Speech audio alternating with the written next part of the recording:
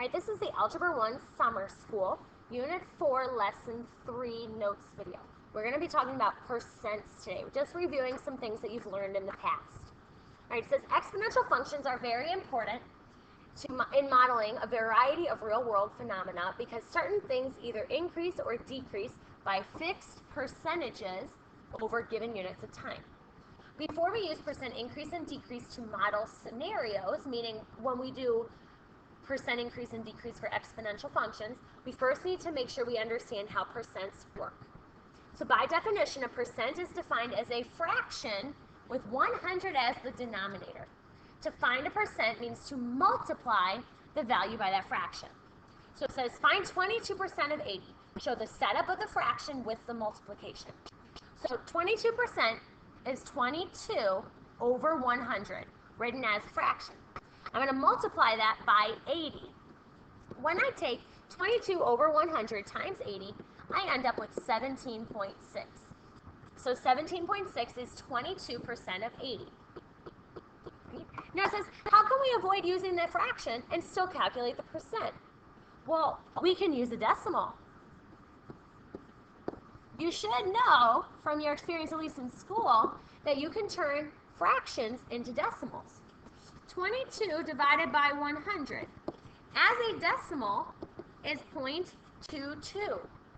So what I can do if I want to calculate 22% of 80, I can take this decimal, 0.22 times 80, and I'll still get 17.6. Check it in your calculator if you don't believe me. All right, let's try one more. Using what we talked about in number 1 about how we can use decimals, find 34% of 68. Okay, well, 34%, if you know it as a fraction, it's really easy to turn into a decimal using your calculator. That turns into 0.34. Well, in order to find 34% of 68, I take that decimal times 68, I end up with 23.12. Now, I can find percents all day long. That's pretty easy. But in the real world, we often have percent increase and percent decrease. So it makes sense if you think about it that if I want to find percent increase, I need to add the percent back to the original value. We're going to do this with an expression described as 1 plus p, where p here is the percent that we're changing by. If I want to find percent decrease, I need to subtract the percent from the original value. We can describe this by 1 minus p, which we will talk about in just a moment. We can do this in 1 or 2 steps. It does not matter. We're going to show you both methods here, but we're going to try to do the one-step method overall because it's going to be much easier once we get to exponential functions again. So for example, you need to pay 15% tax on a car that costs $12,000. Okay, so here's the two-step method.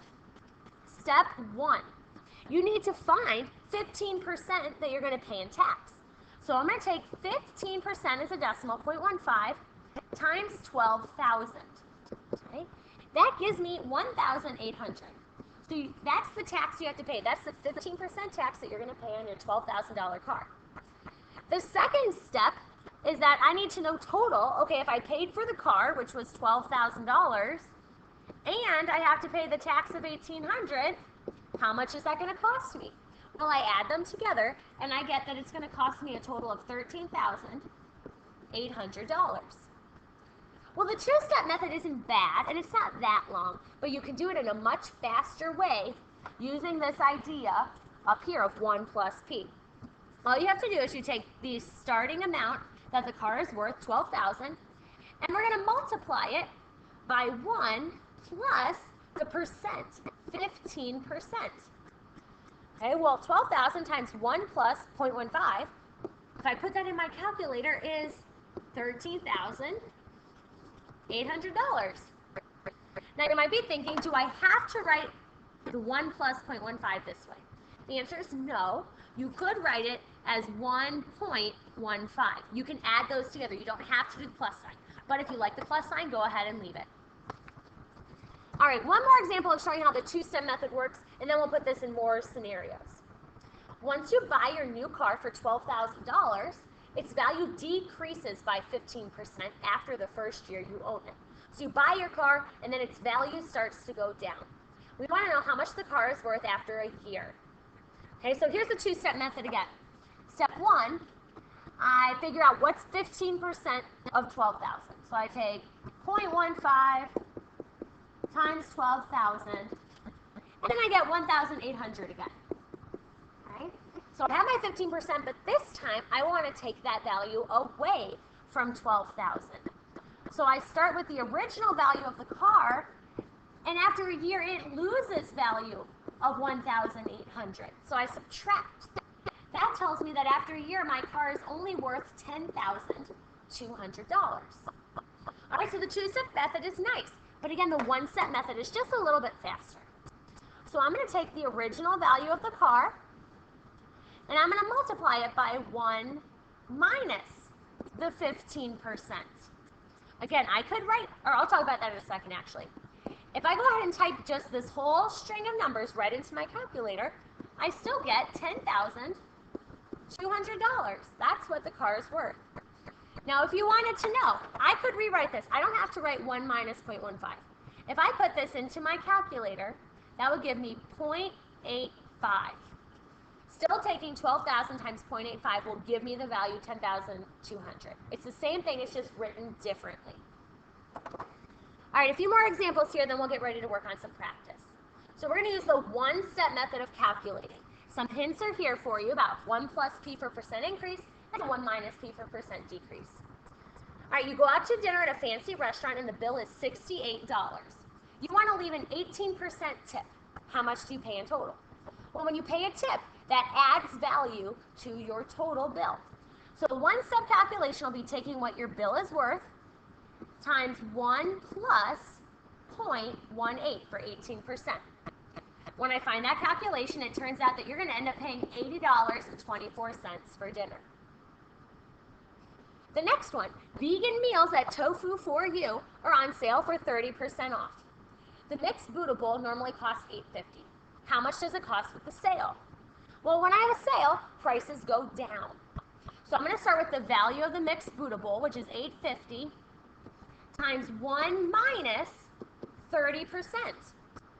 When I multiply those together, I found out that the mixed Buddha bowl is worth $5.95. All right, again, yes, you could have written this top percent as 1.18 and this bottom percent as 0.7.